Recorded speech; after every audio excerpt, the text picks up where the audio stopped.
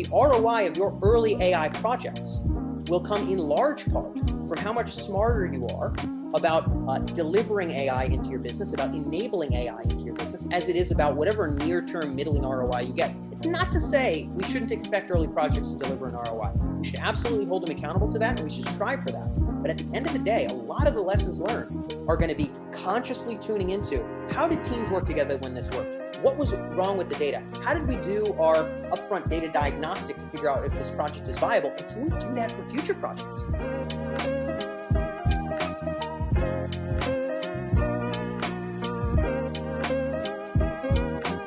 Hey there, folks, ladies, gentlemen, and people. I'm excited to have you join us today on the Strategy and Leadership Podcast. My guest today is Dan Faggella, who is the head of research and CEO at Emerj Artificial Intelligence Research. Daniel, how are you today? I'm doing well. Glad to be here. I'm excited to chat with you. I'm excited to learn more about everything in your life. So why don't you tell our listeners a little bit about what keeps you busy at Emerj, and we will go from there. Sure. Yeah. So people could think about Emerj kind of twofold. So we're a publishing business and also a market researcher. So we have a million folks will read emerj.com over the course of any given year. That's just emerj.com. We cover AI use cases and trends, really focusing on the business impact. So we don't tell people about how to write the code. We focus more on where the money's being invested and where the returns are being seen across different industries. So people are looking at chatbots or looking at AI for cybersecurity. Our job is to analyze the vendor landscape, to talk to the head of AI at Raytheon, the head of AI at Comcast, and figure out what's really working in the real world and bring that to our readers. And then on the market research side, we support leaders in giving them kind of the data and the assessment of the landscape that they need to support their strategy. So researching the landscape, talking to heads of AI at big old companies, that is the bulk of my time, and creating research and content is the bulk of what we do. That's awesome. So what, talking about the research, talking about AI, why should our listeners be concerned or interested with AI, knowing that, there's a degree of adaptability? Some people might be right in the thick of it. Some people might think it's still in the distant future. Why is it important? Why should they care? Yeah. I think, different folks should care at different levels. But I do think that if you are involved in the innovation strategy side of the business, whether you are an external consultant or you work inside with a company, if you're involved at all in innovation strategy, AI has got to be on the radar. If you're in touch with the C-suite as you're making future plans, AI should be on the radar. And particularly for companies who are larger, so firms that have a substantial R&D budget, firms that are competing for market share at the very highest level, whether you're in the AI game or not, your direct competitors certainly are. So we don't advocate that every small and mid-sized business focus all hands on deck on artificial intelligence. That would, of course, be ridiculous. But certainly for larger enterprise firms, thinking about where AI fits into strategy, thinking about how will our operations evolve over time, thinking about how will the way we satisfy our customers in the future change over time, is a big way of how we ensure we're going to be winners in the future. So if you are a future thinker within a big firm, or you're an advisor that serves that capacity, AI should be at least part of what's on the menu. So that's the way that we kind of frame it. Absolutely. So it sounds like, not reserved for a select audience, but there's a group of people that are interested in it. It's eventually coming and going to become more mainstream. And I guess that sounds like that big question is, how does operations integrate, or how does AI integrate with operations as part of strategy? Did I capture that? Yeah. And there's a lot to get into there. And I think the reason that we're pretty convinced, and it's pretty hard to deny it at this point. I mean, China, US, everybody's got their national AI strategy. Back in the 80s, AI was kind of a fun buzzword as well. But today, unlike in the 80s, our most powerful, fast-growing, kind of globally dominant companies are indeed predicated on artificial intelligence. So there really isn't a Google, actually. There actually isn't a Facebook. There isn't an Amazon without AI at their very core. And it isn't to say that that's that healthcare and banking are going to become, entirely predicated on AI tomorrow. But it does imply that the competitive advantages and the scale and the ability of the increased tech capability of these globally leading firms are kind of a precursor to what we can expect in terms of transformation elsewhere. So it's not a trend that's going away. And anybody thinking about where are we going to be in 2 years or in 3 years, or how are we going to gain efficiencies or win market share, should be considering artificial intelligence in the mix. So what's it like leading a team in 2021, and like leading a team from a CEO perspective that is involved with the type of work that you do? What are some of the considerations you need to have at the top of your mind Yeah. as you're leading your group? Sure. I like talking about these topics because this is something where we can talk more about what's generally working and not working. There's some advice where, should I be investing in AI or not? Well, I'd love to see your P&L. I'd love to see what lines of business you're involved in. I'd love to see who your direct competitors are. Then I'll have a recommendation. But to your question, if we're leading AI change, there's a lot of considerations to take into account. One of which is that artificial intelligence is different than IT.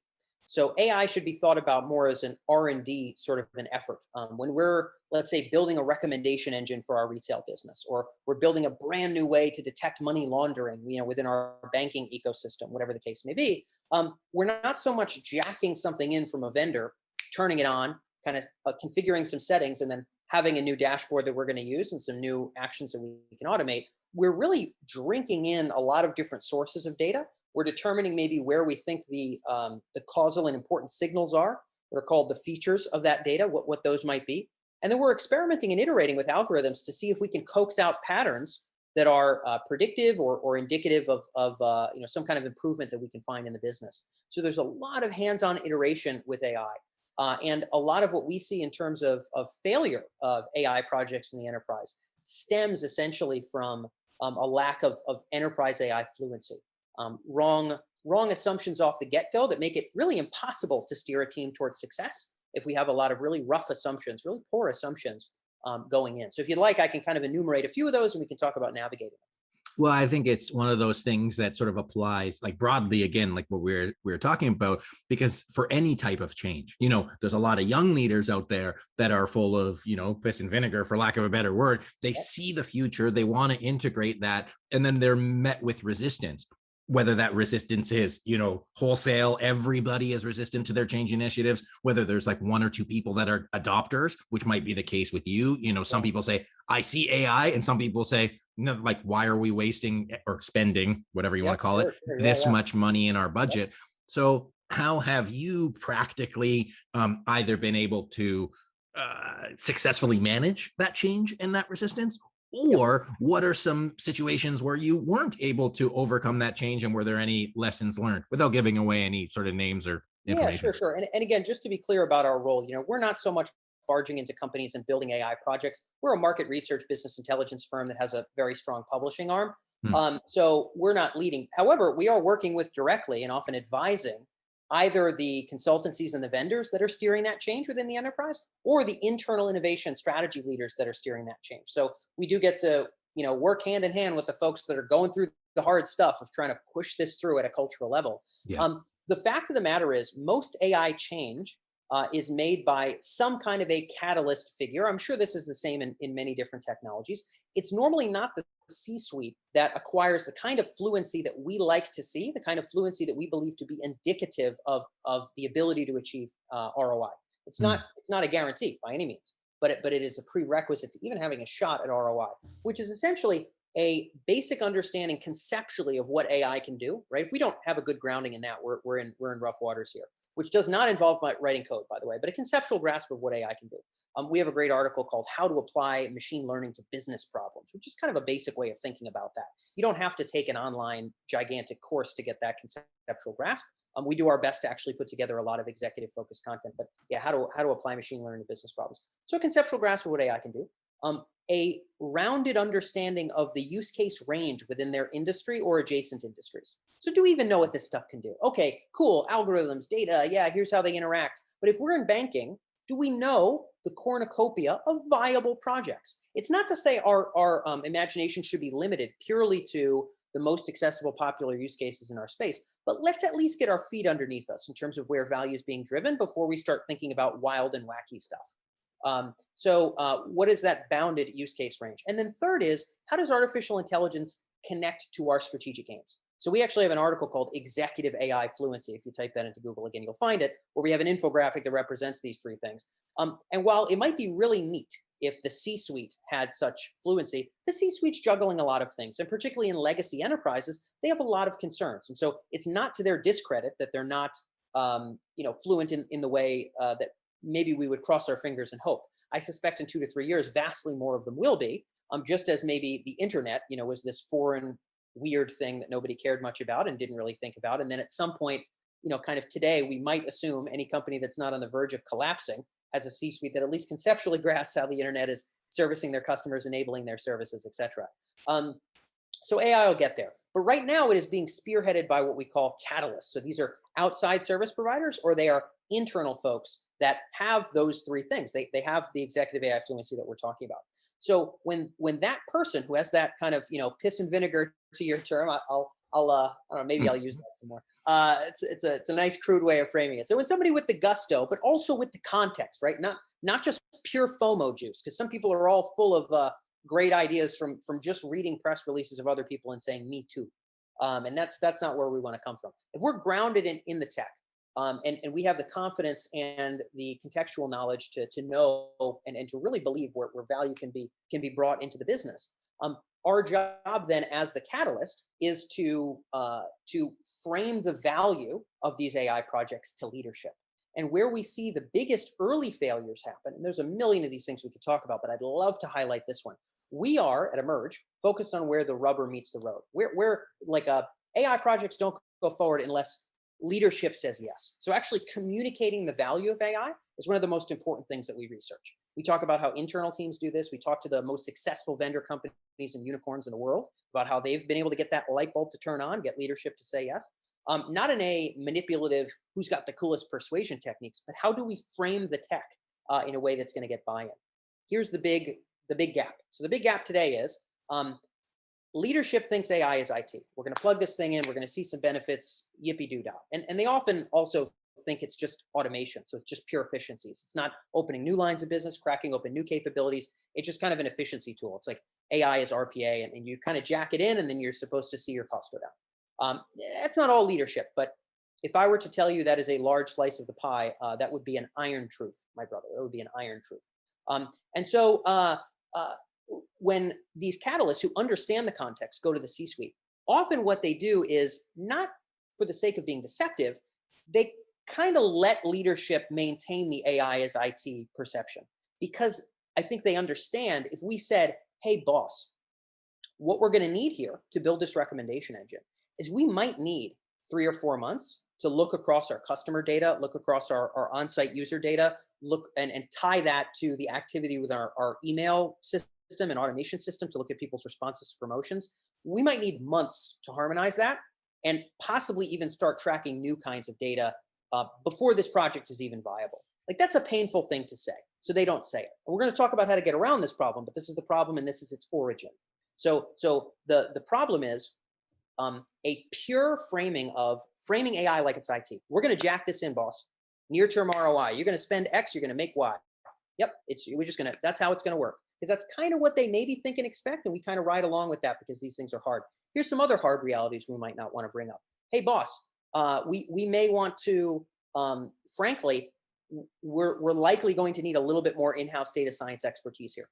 I don't think we can trust vendors with orchestrating and organizing the entirety of our data architecture around the future of recommendations and marketing in this business. I don't think some AI vendor that does email marketing recommendations should really be getting their hands on maybe everything we have. And I think we need to own that process and think about it in the future. And that's not going to be like a tomorrow task, boss. That's some real thinking here. Maybe we don't want to bring that up. Maybe we don't want to, because that's effort, right? That's more cost for the boss. They got to think about that. Maybe we kind of neglect that for a second. So these team elements, these culture elements, these data and infrastructure elements, which are required. These are what we call critical capabilities. Again, we have another article on that, AI critical capabilities, EMERJ, if people want to Google it. But these prerequisites to deployment, this AI maturity that AI has to sit on top of, we neglect. We just pitch the project and we pitch what you're going to spend and make. And what that does is it sets the boss up with a reinforced perspective, sets leadership up with a reinforced perspective that we're going to jack this thing in and you're going to tell me how much I'm saving in a month or 2 months or 3 months. When in fact, there's going to be a lot of iterating. There's going to be a lot of building this maturity. So this is a bit of the problem space. I'm going to go into how we work around this and how the smartest firms are sort of navigating this problem, the smartest catalysts are navigating this problem. But I want to kind of pause and see if you have any questions here, because I'm putting a lot on you about this dynamic. So let me know if you want to dive in a little bit. Yeah, absolutely. So for everybody else listening, Daniel's got a lot of expertise, and I won't go through the, schooling that he's got and experience that he's got in management science as well, but there's a component to that. But basically, to paraphrase back, there's a couple of things. In order to be able to move these initiatives forward, you need both the in-house technical skills, you need the business case so that there's clear value, and then the strategy, like it actually makes sense. Some people who are trying to drive these initiatives forward sounds like they undersell it. They undersell it in the hopes that it'll get easier buy-in. What it sounds like you're sort of foreshadowing is that by underselling it, you are setting yourself up for frustration, gaps in expectation, Yes. and then Yes. potentially underfunding it when you really need to, because you didn't really give the scope of it. You tried to get a little Trojan horse of this will be fine. That's And it's exactly really not. And then it dies. And then you can't actually get it back because you need to build the trust and get all that stuff going. Did I get that? it. Yep, you're right there. And so it's the cultural things, it's all those changes, but it's also the data and the data infrastructure. There's technical hubbub we got to fight through to unlock these projects. Now, some AI projects require more of this than others. There are some solutions that are really light. We actually don't have to put a jackhammer to any of our existing systems, or really kind of think about rejiggering core infrastructure at all. But many projects, if they are substantial, if they're going to make a serious impact, are going to involve a lot of this kind of R&D and AI maturity building effort. So what we advocate, and what smart firms kind of do already, is we advocate that AI catalysts, whether they are outside consultants and vendors, and we have a lot of consultants that follow us at Emerj. We have a whole kind of platform just for the consulting world who really need to be fluent in how to communicate this stuff, how to communicate value and set expectations. Because again, over promising near-term immediate financial ROI, any schmo can do that. Mm. Literally any schmo can omit facts and get a boss to stamp something, but then any schmo can look like a fool and maybe get fired. So I don't know if you want to be any schmo. Actually, there's a real strong argument to not. So we advocate for thinking about AI ROI and framing AI ROI through three lenses. And if people Google the three kinds of AI ROI, they'll again find an infographic. We happen to be in the information business, so we've written something about almost all these things, and are fortunate to have many folks reading this stuff. But it's a great infographic. We talk about the three kinds of AI ROI. There's measurable ROI, there's strategic ROI, and there's capability ROI. And so I'll talk about all three of those very quickly, and I'll talk about how to integrate them into making this business case. Because if we are talking to leadership and we have their best interest in mind, we want the business to win here. And we're hopefully we're not just a leader who wants to do something cool so we can look good on a resume. We actually want to add value to the business. In this case, we've got to set expectations right. So here's the way it works. Before you go into that, can you also touch on the importance of getting organizational buy-in as you do that? Because obviously the leadership is like level Yep. one, and then Yeah, the yeah, rest yeah, of the yeah. people, the change management piece, because I think it'll Yeah, be easier that yeah. way. I got infographics for every one of these questions. You're just giving me softballs here. No, but no, this is good stuff. It's absolutely the right question. So we'll totally get into that. I'll cover ROI, and then I'll talk about how that has to translate through IT, through subject matter experts, through the other folks that are going to be involved in these projects. So in the three kinds of ROI, measurable ROI is the needle we would hope to move in some kind of meaningful metric. Now, often this is going to be financial. It's not always dollars. It's often percentages. What's a percent of man hours we can that we can reduce if we can automate this document search and discovery process? What are the number of man hours to get to X level of customer service satisfaction on the phone if we can route our email tickets and our phone calls properly with some kind of an AI enabled system that might be better than our current sort of dial one to go here, or what have you. Or it might be an incremental improvement. Okay, I'd like to see 10% higher cart value for a non-logged in user on our e-commerce site, in X date if possible. And setting really unrealistic dates is a bad habit, but at least having some anchor to the kind of improvement we'd need to see to call this a valid project is important. So that's measurable ROI. Very easy to only talk about that because leadership is going to only ask about that normally right off the bat. But if we leave out the other elements, we're absolutely setting ourselves up to fail on the expectation sense and in terms of unlocking real value. So strategic is the next one. Strategic is essentially answering the following question. How will this project move us closer to one of our existing strategic anchors? Here's an example of what one of those might be: a 3 to 5 year goal. a current technology project or thrust, some big upgrade we're making, some big existing funneling of resources to achieve some kind of transformative end. Alignment with our existing digital transformation vision. What do we want to become as a business? Leadership. Somebody in leadership knows where the heck we want to be in 2 years, maybe 5 years, in terms of how more digitally enabled we are, how we're serving our customers. Can AI kind of be a booster to that? So the second element here is, again, can AI tie to a big strategic mandate and be something that's pulling us closer to that in an important way? If we have none of that, no real strategic mandate, then any little hustle fussle around the near-term ROI not panning out is enough to often just cut the head off of a project. Mm. So because we're going to go through the wrestling match of R&D, which is what you're signing up for if you're doing a substantial AI project, you're buckling up for R&D. So get used to it. It's a cultural change. It is what it is, but buckle up. Learn how it goes. Talk to your colleagues and other businesses who've gone through this and get an understanding of what you're signing up for. But you're signing up for something. If we have no strategic ties there and it doesn't turn out to be IT, because we set a crap expectation that AI is IT, we're going to get nixed. So find the strategic anchor that's going to get us the leadership buy-in to work through the ugliness of overhauling our data, the ugliness of figuring out how to get our teams to collaborate, the ugliness of changing culture and getting people to iterate and getting subject matter experts to buy in, which we're going to talk about. We'll talk about the team tomorrow. Third element of ROI, which in our opinion, astronomically overlooked, never overtly talked about. It is one of the war drums that we beat here at Emerj when it comes to helping catalysts actually drive change. And that is capability ROI. We talked about measurable and strategic. Number 3 is capability ROI. Here's the answer. Here's the question the capability ROI answers. How will this project build a foundation to unlock greater digital data and AI value into the future? So when this project is done, how am I as a business or as a department or as a leader going to have a more fruitful soil for any future digital or AI or data related project moving forward? So let me give you an example here. Assuming we do that recommendation engine can be a catalyst to actually aligning and organizing our on-site analytics, our email analytics, our customer purchase data, finally connecting the dots there. So we have a transparent way of looking at and analyzing that stuff. Even if our recommendation engine fails, this is a level up in terms of the business writ large for our reporting, for our ability to maybe even do rudimentary forecasts, just Excel level stuff. If the cells aren't merged and everything's in its own dark corner, we can't even get that far. So whether it's AI or not, is this project delivering learnings or tangible changes to our infra in some way that we can then take and we can leverage to give us more success in the future? We've worked with some pretty substantial banks and insurance firms, and there's been times where maybe they tried some kind of fraud detection, project somewhere, and it's taken a long time, and they're still plodding away on kind of seeing that measurable ROI.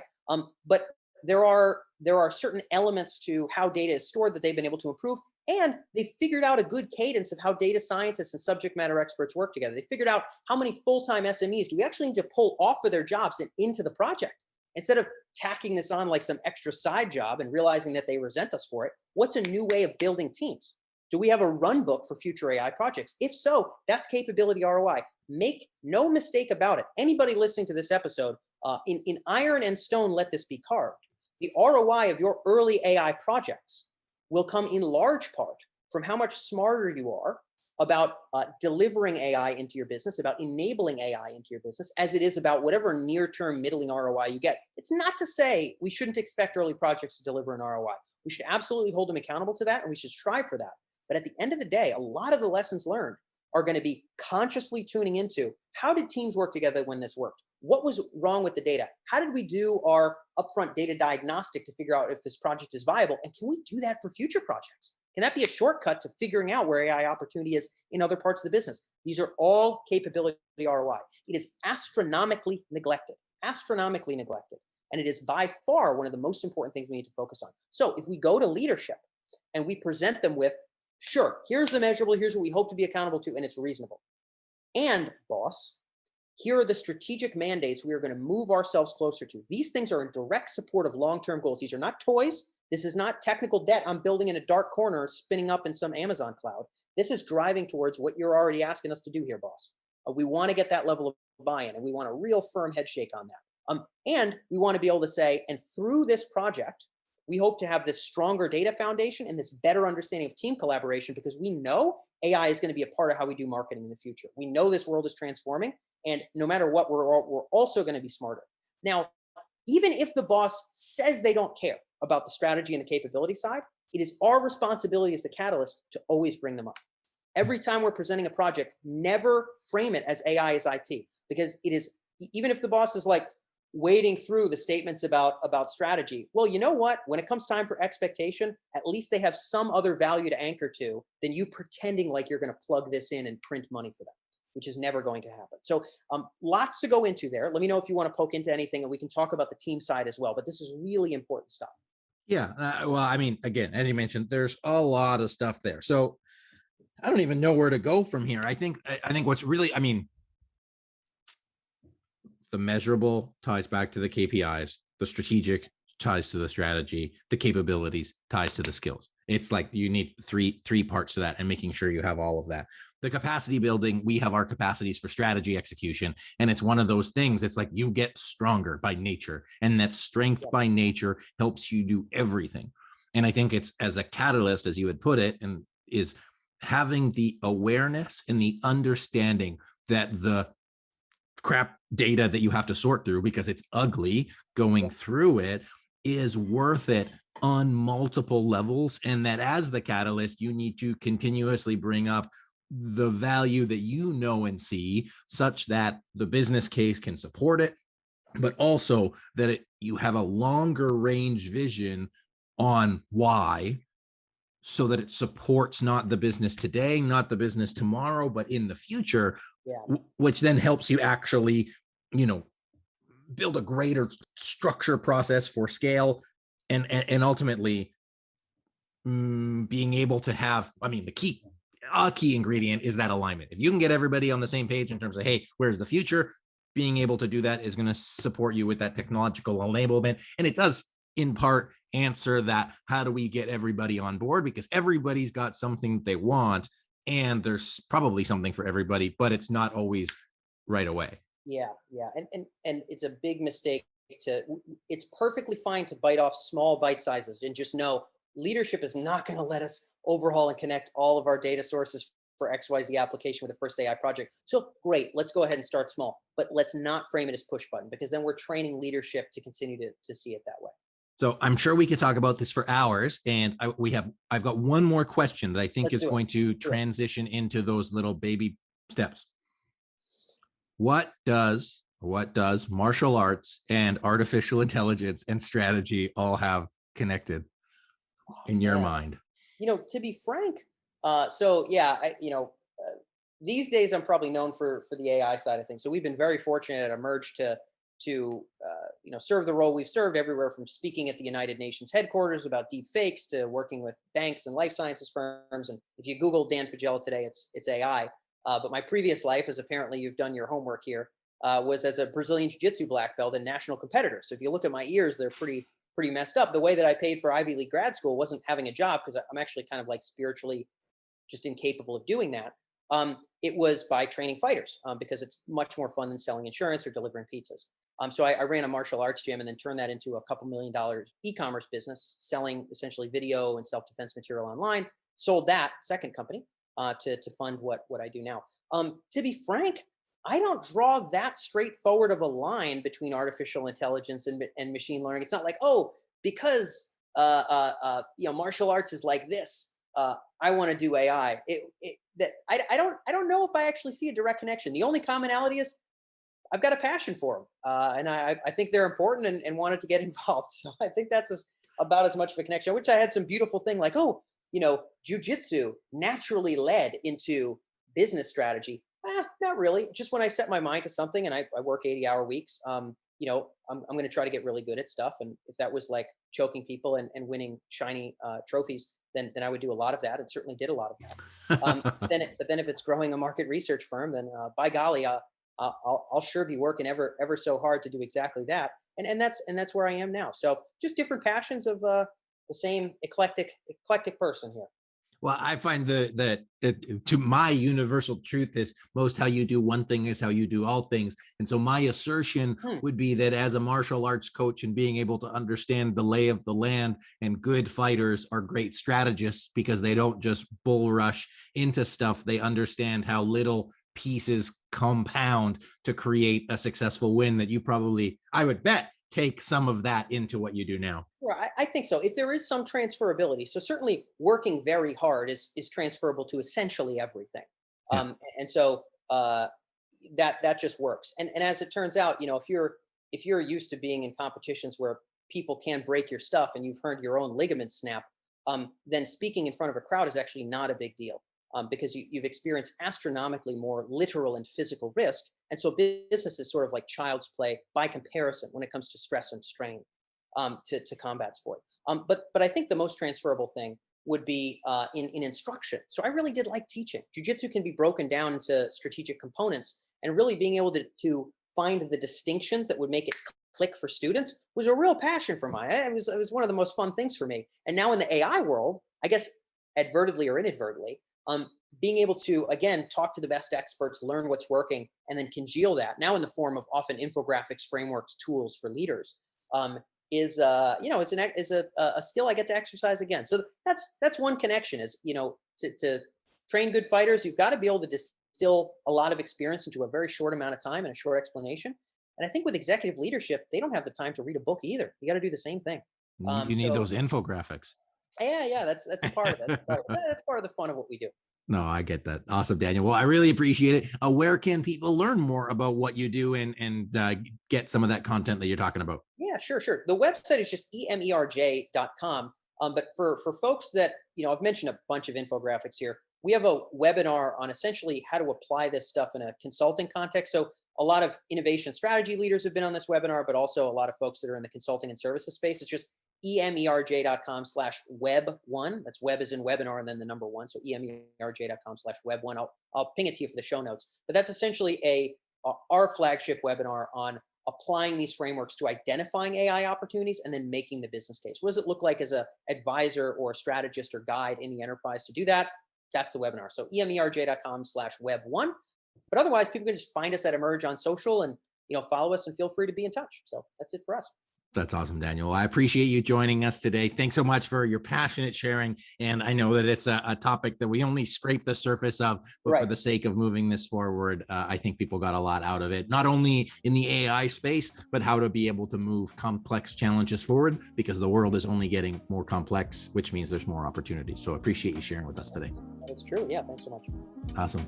Ladies and gentlemen, folks, it's my pleasure to welcome our guest today, Daniel Faggella, who is the head of research, the CEO at Emerj Artificial Intelligence Research. If you enjoyed today's episode, be sure to rate us 5 stars on iTunes, Stitcher, or SoundCloud. Be sure to watch Daniel's webinar. I'm sure there's so much more good content on there in addition to what we talked about today. Be sure to connect with him, and we appreciate you watching today. So this has been the Strategy and Leadership Podcast. My name is Anthony Taylor. Thank you so much, Daniel, again. Appreciate it. And everyone, we'll see you next time.